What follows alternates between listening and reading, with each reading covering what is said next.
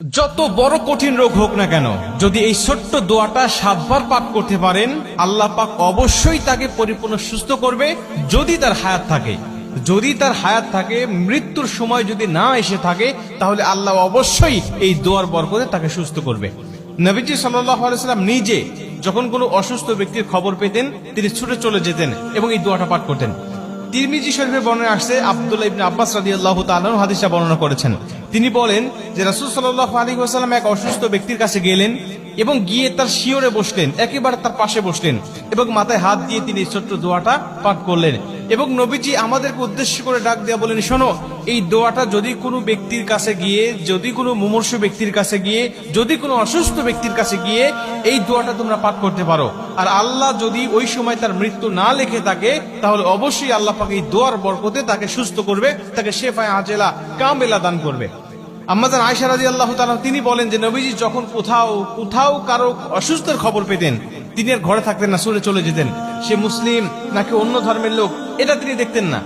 নবীজি সেখানে গিয়ে, তার কাছে গিয়ে নবী সাল্লাল্লাহু আলাইহি ওয়াসাল্লাম তার খোঁজ খবর নিতেন এবং তিনি মুসলিম হলে তার কাছে গিয়ে নবীজি সাল্লাল্লাহু আলাইহি ওয়াসাল্লাম এই দোয়াগুলো পাঠ করতেন এবং আল্লাহ পাক তাকে সুস্থ করে দিতেন। এই দোয়াটা পাঠ করার বরকতে আল্লাহ পাক তাকে সুস্থ করে দিতেন। দোয়াটি হলো ছোট্ট দোয়া, আসআলুল্লাহাল আযীম রব্বাল আরশিল আযীম আইয়াশফিয়াক। এই ছোট্ট দোয়া, আসআলুল্লাহাল আযীম রব্বাল আরশিল আযীম আইয়াশফিয়াক, এই ছোট্ট দোয়াটা আপনারা মুখস্থ করে নেবেন। প্রয়োজনে যারা ইউটিউবে ফেসবুকে দেখবেন, তারা আপনারা বারবার এটা শুনে অথবা নিজের টাইম লাইনে শেয়ার করে এটা বারবার শুনবেন এবং এটা মুখস্থ করে রাখবেন এবং অন্য মানুষগুলোকে শোনার সুযোগ করে দিবেন।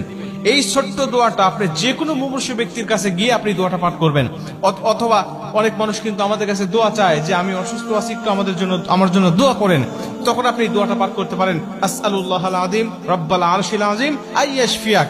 এই ছোট্ট দোয়ার বরকতে আল্লাহ তাকেও সুস্থ করবে এবং আপনি যে রোগীর খোঁজ খবর নিতে গেলেন, এর বিনিময়ে আল্লাহ পাক আপনার জন্য কিছু ফেরেশতায় নিযুক্ত করে দিবে, শুধু আপনার মাগফিরাত কামনা করার জন্য।